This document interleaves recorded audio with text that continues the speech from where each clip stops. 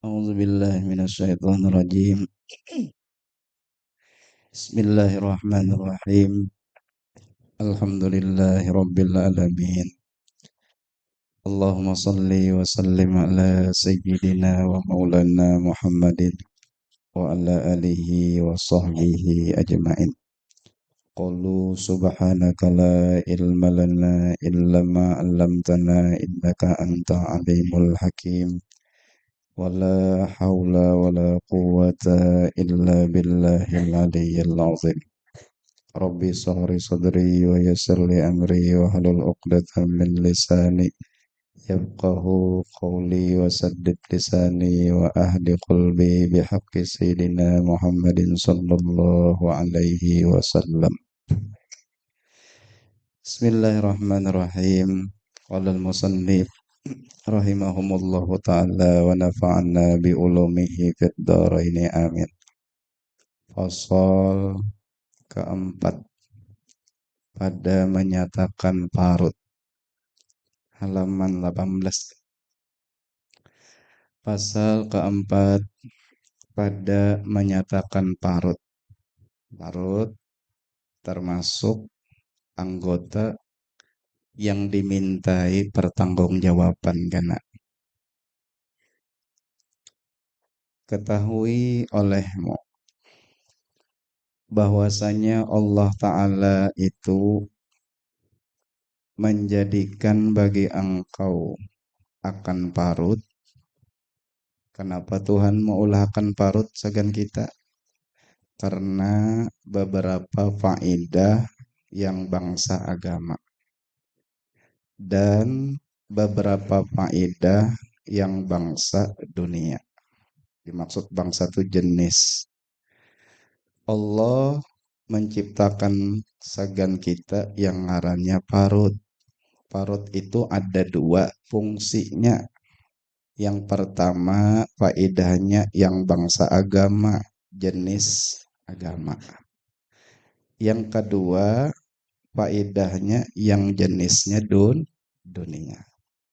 Nah, jadi Allah Subhanahu wa Ta'ala menciptakan parut untuk kita ada dua fungsi. Fungsi yang pertama untuk urusan akhirat atau agama.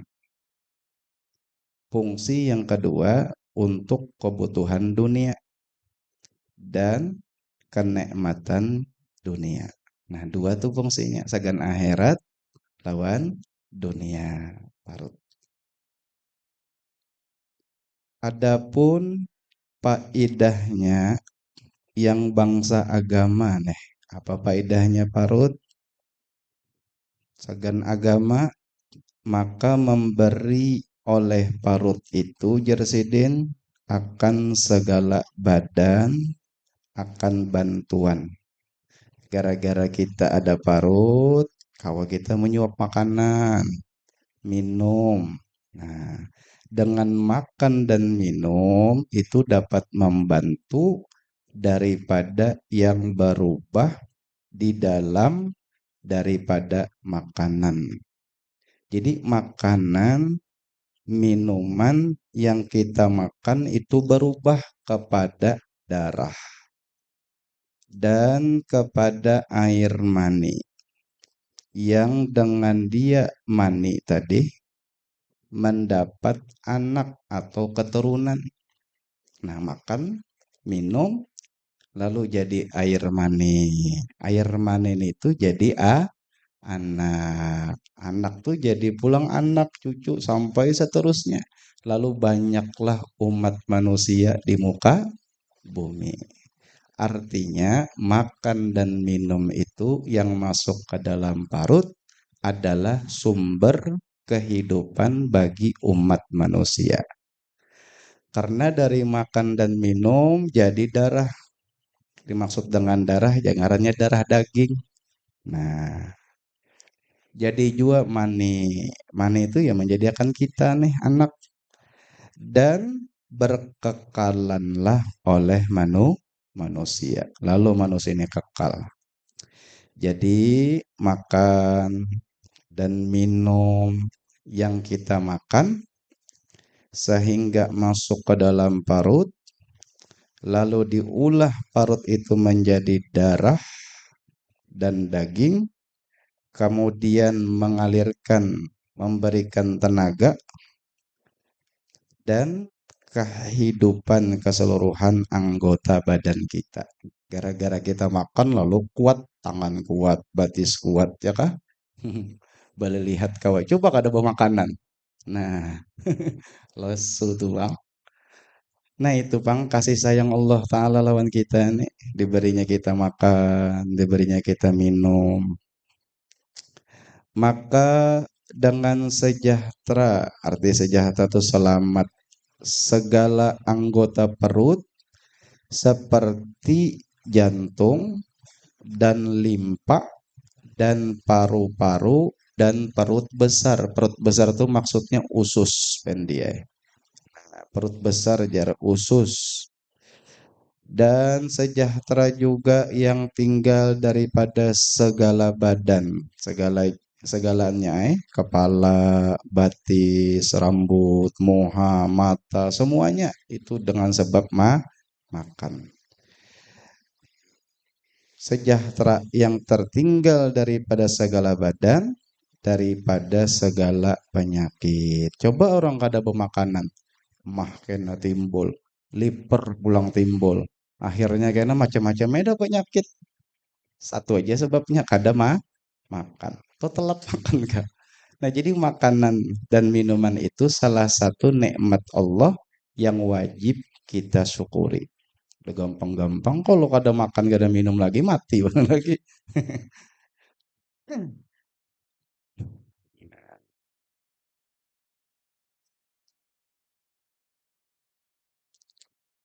Yang menegah, yang menghalangi kita maksudnya daripada menunaikan segala ibadah dengan sempurna. Kalau kita makan, kita minum, tapi ingat yang halal kulu minat toyibat ya Tuhan. Makan tapi dari yang baik. Toyibat, yang baik itu cocok selera, halal. Min litabit, jangan banyak. Sedang aja. Dengan kita makan, kita minum pas lapar nih, itu dapat menghalangi kita daripada penyakit. Nah, sehingga kita kuat beribadat.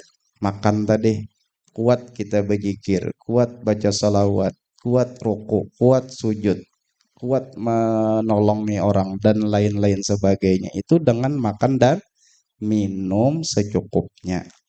Sehingga kita kawa menunaikan segala ibadah-ibadah dengan sempurna, ujar Sidin.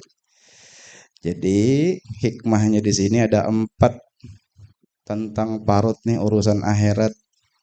Satu, menjaga parut itu sama halnya kita menjaga seluruh tubuh kita. Kita nih makan, kita minum dari yang halal, menjauhi yang haram, menjauhi yang subhat, kemudian kada banyak, cocok selera, itu menjaga seluruh tubuh kita.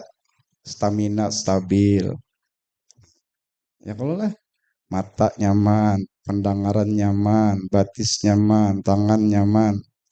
Karena makan dan minum yang masuk ke dalam parut kita itu diulah Allah menjadi darah. Darah itu memberi kehidupan bagi jantung dan paru-paru, limpa, usus, ujung rambut dan ujung kuku. Itu makan dan minum. Artinya apa?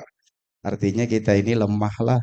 Nah, kalau kada makan, kada minum, mati kita. Jika parut kita nih rusak atau sakit parut, maka semua anggota ikut sakit. Parut sakit terus, bisa kena 4 jam kepala sakit. Nah, gara-gara parut sakit. Berjalan kada kawa lagi, hendak berdiri pusing, hendak rukuk pusing, guringnya lagi. Kenapa? Parut sakit. Yang kedua, pola makan dan pola minum yang sehat lagi halal itu bertujuan agar ibadah kita kepada Allah menjadi sempurna. Sehingga kita sanggup berdiri, ruku, sujud, puasa, bersalawat, berzikir, menuntut ilmu dengan tenang dan lain-lain sebagainya. Halal, ya kah? Jangan banyak. Jauhi yang haram, jauhi yang subahat. Cocok selera makanan tadi. Yang ketiga, makan dan minum hikmahnya tentang urusan akhirat nih. Allah menjadikan sebagai sumber kehidupan bagi umat manusia. Itu Jersidin adalah rencana dan kehendak Allah yang sangat rapi dan teratur. Satu sistem saling menunjang. Jantung memperbaikikan kena paru-paru, paru-paru memperbaiki usus, usus kena semuanya bang, sampai kena ada ngarannya ita itu. Nah makanya ita itu ngarannya azajar, penyakit kotoran. Nyaman tuh kalau sudah keluar.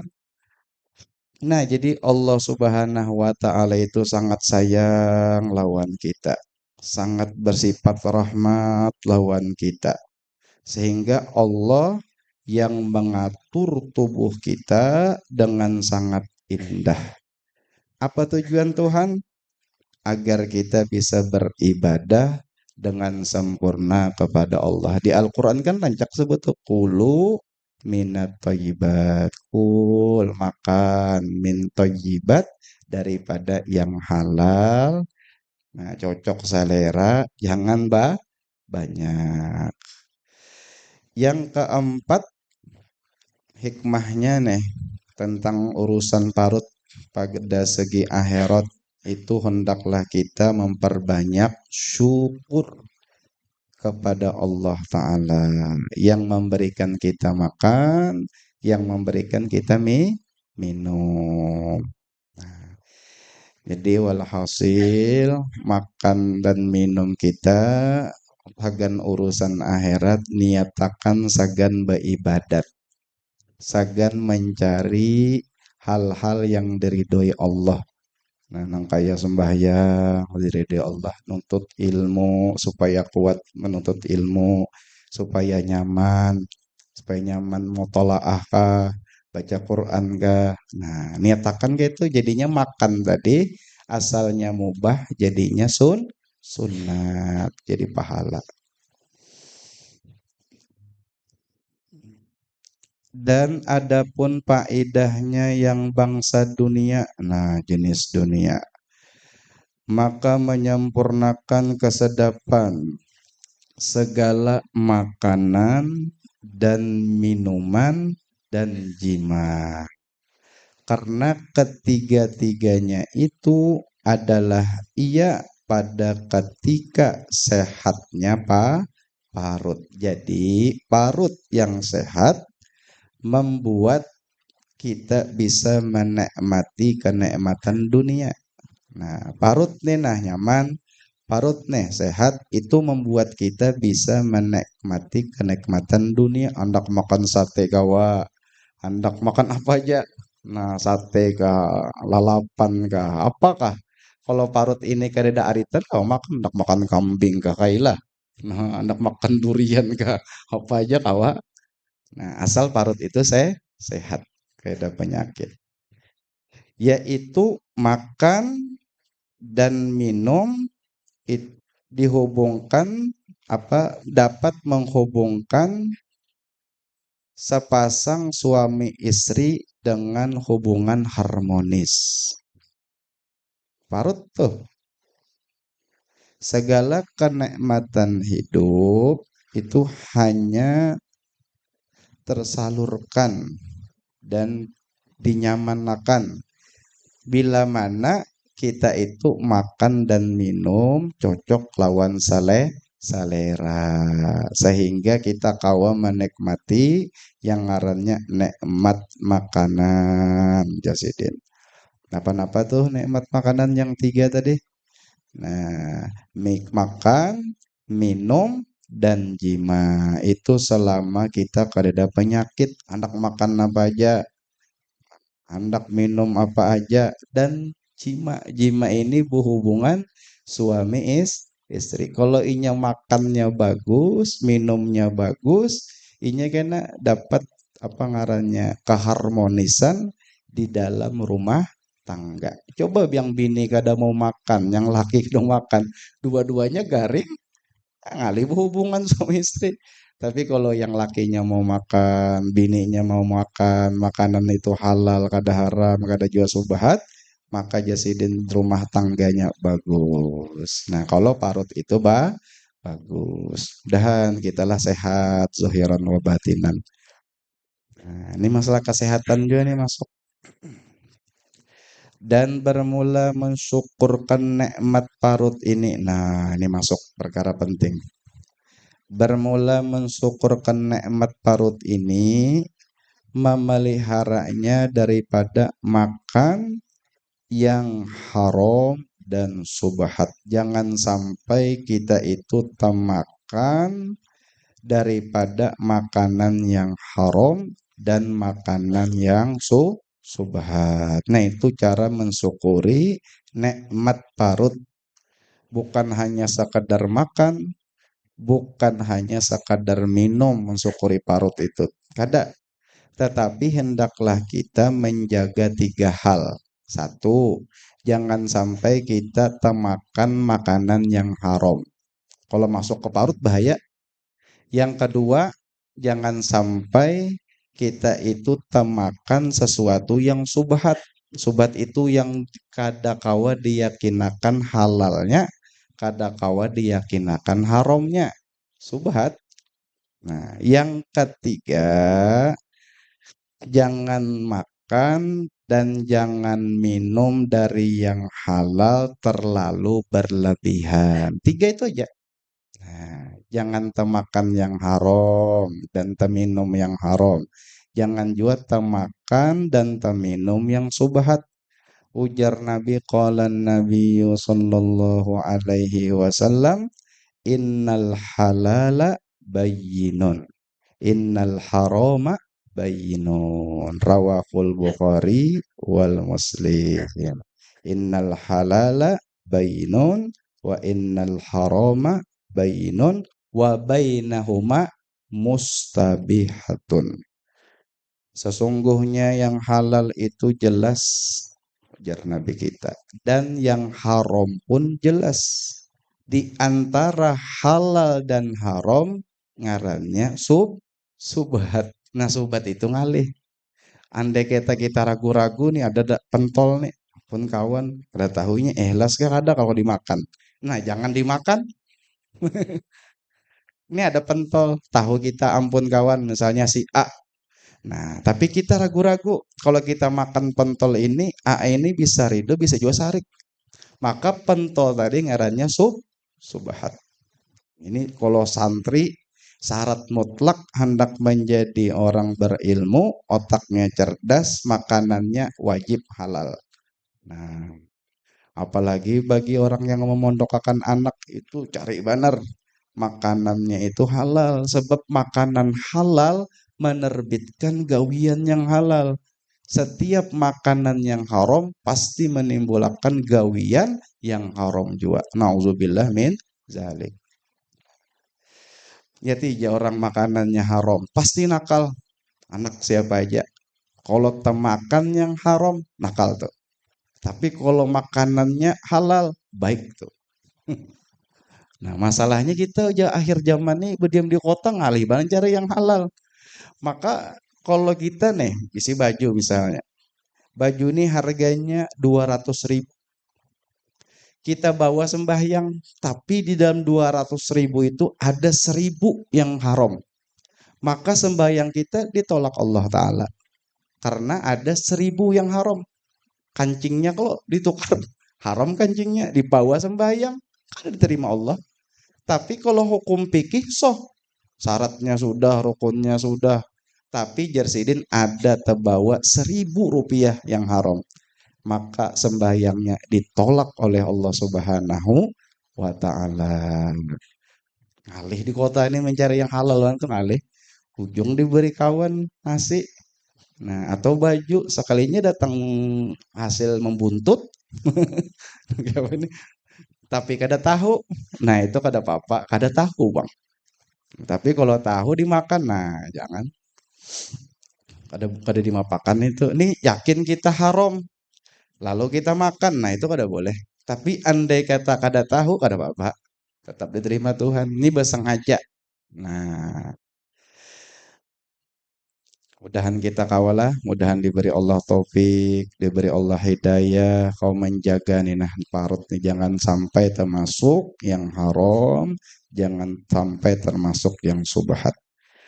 Artinya subhat yang tiada diyakinkan akan halalnya dan tiada diyakinkan akan haramnya. Kada jelas ya kita antara halal dan haram. Kalau ada orang bertakun bolehlah dimakan, boleh. Cuma kalau subhat, subhat juga kena agama. Samar-samar ya, karena kadang-kadang rajin beribadat, kadang-kadang pengoler, waihanu juga. Nah, itu makanannya subhat, kada kau istiqomah dan memeliharanya daripada bersengatan kenyang. Nah, kita disuruh walau makanan halal, minuman halal, ini masalah parut kalau lah. Nah, jangan juga terlalu kenyang, terlalu banyak. Umpatilah baginda Nabi Sallallahu Alaihi Wasallam. Sidin tuh berhenti sebelum kenyang. Jar Nabi di Radu Solihin tuh kalau yang kita belajar orang tuh makan kada mengucapkan Bismillahirrahmanirrahim, kada babasmalah, maka makanan yang banyak tuh dirasakannya lapar, kada mau kenyang. Kenapa? Karenanya lupa di awal makan ingat akan Allah Ta'ala. Itu mula orang pelaparan terus kada mau kenyang-kenyang. Tapi ngaran manusia ini beda-beda, Pak. Mungkin ulun sepiring gila. Mungkin kalau pian 2 piring kah, atau sepiring setengah kah, atau setengah piring aja kanyang sudah. Macam-macam manusia itu. Tapi kalau kita makanannya murni halal, biar sesendok kanyang sudah. Karena makanan yang halal itu pasti diberi Allah Ta'ala kelezatan dalam ibadah. Inya membaca subhanallah kanyang dehnya. La ilaha illallah, la ilaha illallah. Ini diberi Allah Ta'ala lezat. Kada nak lagi dehnya makan. Kanyang banget nyambat la ilaha illallah aja.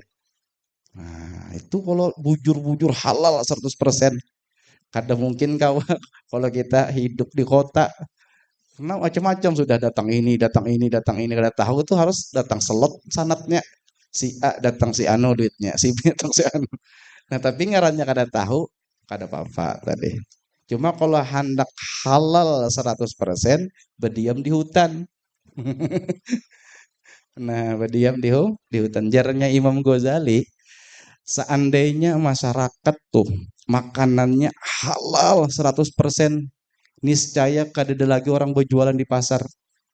Inya beribadat aja di kamar, kada laginya mau buka kamar. Berzikir aja, baca Quran aja. Kada lagi sudah beraktivitas. Nah, apa yang digawinya? Ada baca solawat, baca zikir, makan kada lagi, minum kada lagi. Kira-kira sunyi lah pasar tuh. Sunyi. Nah, jadi berkat yang kada tahu tadi. Jadi kalau misalnya diberi kawan nih, baju kah, makanan kah, jangan betakun. Ini datang mana?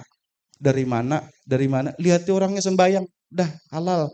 Terus lagi betakun, dang yang ayam kah, tang selet kah? Dosa. Udah boleh kayak itu. Makan aja sudah. Ha? Lain orangnya sudah tahu nih, nah datang mencuntan melihat kita diberinya kita, nah itu jangan dimakan. Kalau orangnya baik aja makan halal. Cuma hendak mencari halal 100% di hutan, minumnya banyak hujan, buah-buahan. Nah hanya kau lezat tuh. Kalau ada misalnya guru-guru makanannya halal berataan, kita mau lagi ada dakwah kemana-mana berjalan-jalan di kamar aja borong baca yasin apa bahalut lagi dah ada pengeluaran. Di pasar tuh sunyi berataan orang. Nah, mudahan kita nih lah diberi rezeki-rezeki yang halal, itu penting. Maka hendaklah bersungguh-sungguh engkau memelihara perut daripada yang haram. Kan jar Nabi tadi, innal halala bayyinun wa innal harama bainun. Jelas saja tuh. Tahu aja kita bedakan. Dan yang subhat, bersungguh-sungguh kita, berhati-hati kita. Karena tiga perkara. Nah, kalau kita mengatakan yang tiga ini, insya Allah kita mau bersungguh-sungguh menjaga parut daripada temakan yang haram, daripada temakan yang subhat. Pertama, caranya nih. Karena takut daripada siksa api neraka. Orang yang makanannya haram itu pasti jadi apa ngarannya bahan bakar di dalam api neraka. Itu pasti sudah. Nah, kullu lahmin nabata minal haram pannaru aula bihi. Setiap daging mana aja yang timbul, yang terbit daripada makanan haram, maka neraka yang layak untuknya. Telah berfirman Allah Subhanahu wa taala, innalladzina ya'kuluna amwalal yatima zulman innama ya'kuluna fi butunihim nara wa sayallawna sa'ira. Artinya wallahu a'lam, bahwasanya sekalian mereka itu laki-laki kah, bini-bini kah, yang makan mereka itu harta anak yatim. Nah, nih Tuhan nih kenapa menyebutkan di Al-Quran ada ya'kuluna amwalal yatama. Karena di masyarakat di muka bumi ini banyak benar orang tak ambil hak anak yatim. Itu banyak. Nah, kisah donasi jar segan anak yatim. Sekalinya 50% anak yatim, 50% inya. Nah, itu tuh makan anak hak anak yatim. Hati-hati benar tuh. Hati-hati. Lawan juga biasa ada orang kawin lo. Lawan janda beranak satu. Abahnya meninggal. Kanakan gue tuh. Nah, apa ngarannya anak itu? Ya, yatim. Lalu inya di situ kada kada tahu hukum fikih masalah warisan tuh kada pahaminya. Lalu inya memakai situ. Apakah dipakainya? Nah, itu apa ngarannya? Tak ambil hak anak yatim. Bahaya itu juga. Masuknya nih di dalam firman innalladzina ya'kuluna amwalal yatama zulman, karena zolim. Hanya saja makan mereka itu di dalam perut mereka itu jar Tuhan akan sebab bagi api neraka. Makanan haram itu hakikatnya sama memakan api neraka. Artinya jangan masuk tuh kalau ada bertobat. Selagi akan masuk mereka itu ke dalam api neraka bernyala-nyala. Nah, itu. Dan sabda Nabi Muhammad sallallahu alaihi wasallam, la yadkhulul jannata lahmun nabata min haramin aw kama qala Nabi sallallahu alaihi wasallam. Artinya tiada masuk ke dalam surga. Laknya itu nabi, kada tuh bang masuk surga. Nah, siapa? Daging yang tumbuh daripada makanan-makanan yang haram. Bahayanya lah. Nah, colai taubat. Taubatnya lagi nih. Dan sabda Nabi Muhammad sallallahu alaihi wasallam, kullu lahmin nabata min sukhtin fannaru aula bihi. Tiap-tiap daging yang tumbuh daripada makanan yang haram, maka api neraka itu lebih utama dengan dia. Ini kalau kada bertobat. Tapi andai katanya bahari membuntut, main slot, banyak kejahatan, tapinya tobat bujur-bujur, dimaafkan Allah aja. Jangan lagi diulangi. Nah, tahu tobat. Kecuali sudah dihulkum ruhnya. Kadang lagi sudah tobat atau matahari terbit ke sana sudah. Nah, ada kok lagi dah. Dan sabda Nabi Muhammad sallallahu alaihi wasallam, "Pamanittaqa subhati faqad istabra'a lidinihi wa irdihi." Sambungan hadisnya, "Wa man waqa'a fi subhati faqad waqa'a fil harami." Rawahu Syekhani ani Nu'man ibni Basirin radhiyallahu anhu. Artinya, maka barang siapa memelihara dirinya daripada segala yang subhat. No, yang subhat tadi kada diyakinakan halalnya dan haramnya antara nih, melihat pentol kah, nasi dingin kawan kah, atau ada nasi bungkus kah. Nah, ini kawan nih ridho kah kada kah? Jangan dimakan. Kalau kada yakin ini ridho, maka sesungguhnya telah menuntut bersih ia orang yang menjaga diri dari yang subhat tadi akan agamanya dan dirinya. Jadi kalau kita nih menjaga diri kita, jangan sampai termakan yang subhat, maka semakin kita itu menjaga lawan agama. Artinya agama kita tambah bagus, tambah bersih, tambah baik. Nah, itu artinya tuh.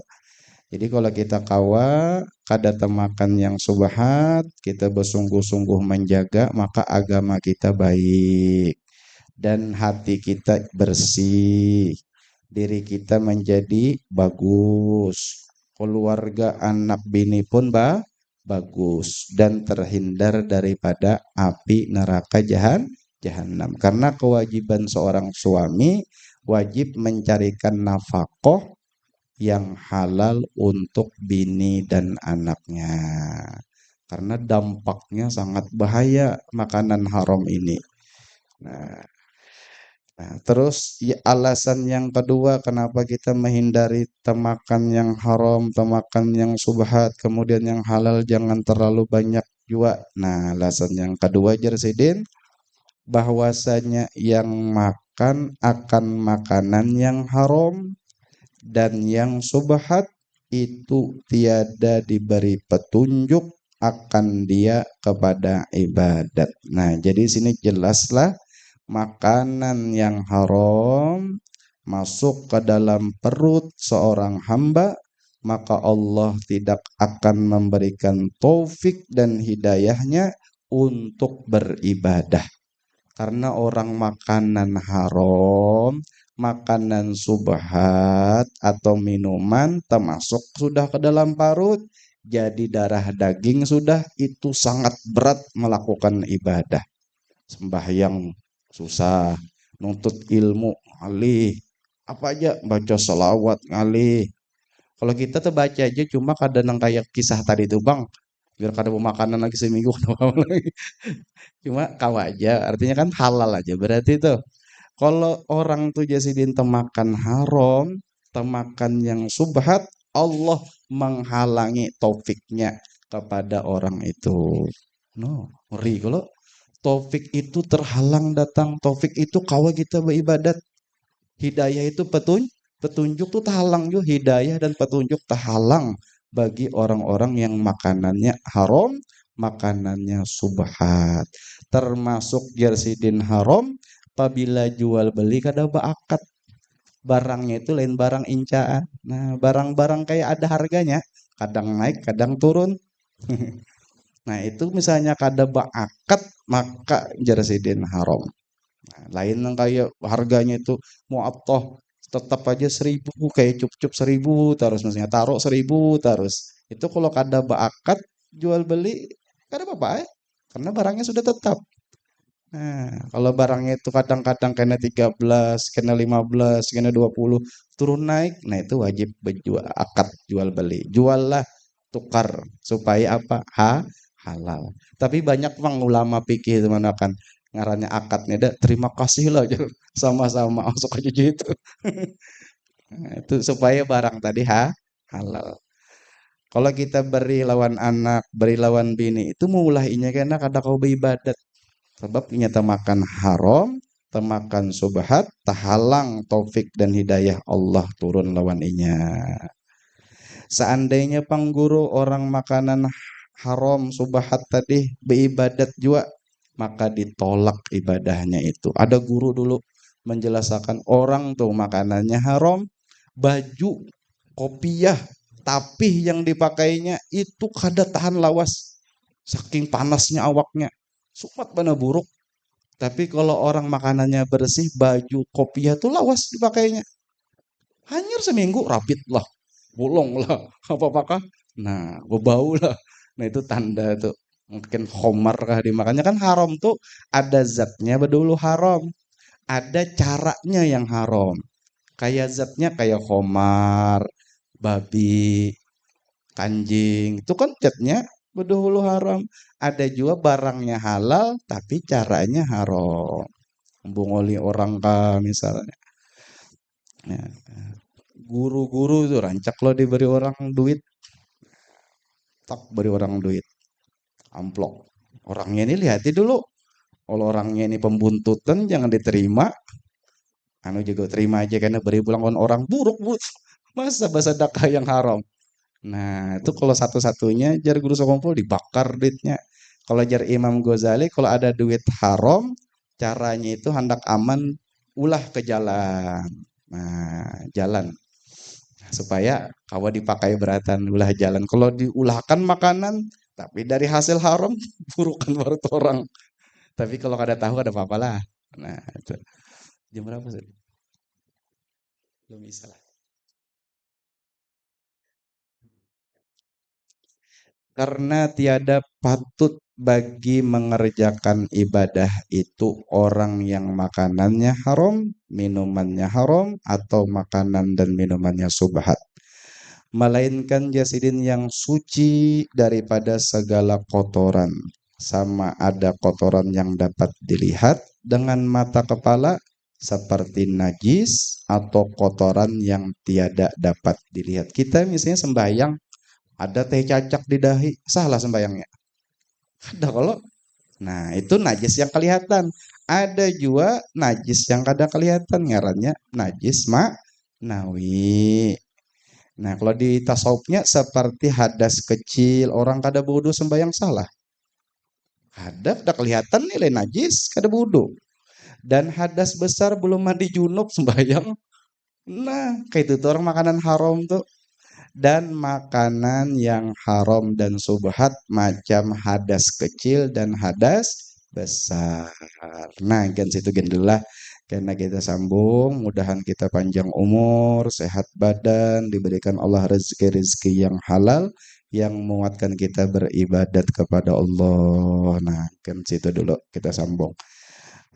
Ada saudara kita minta tolong kita doakan biar garing garing pajena karan sidik minantu Haji Adul Obat.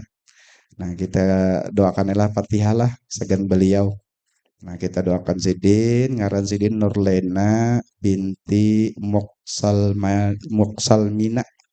Nah mudah-mudahan Allah memberikan kesehatan yang sempurna. Allah mudahkan segala kesulitan, dilancarkan segala urusan-urusannya. Mudah-mudahan beliau cepat sembuh, bisa beraktivitas seperti biasa. Nawaitu bisyifa Nurlina binti Muksalmina. Allahumma rabbin nasa azhabil ba'si ispai antas syafi la sifaan illa sifauka la yuqadiru saqama nas'alallahal azim rabbil azim an yasfiqa rabbana taqabbal minna innaka antas samiul alim wa tub alaina innaka antat tawwabur rahim sallallahu ala sayyidina Muhammadin wa ala alihi wa sahbihi sallam alhamdulillahi rabbil alamin.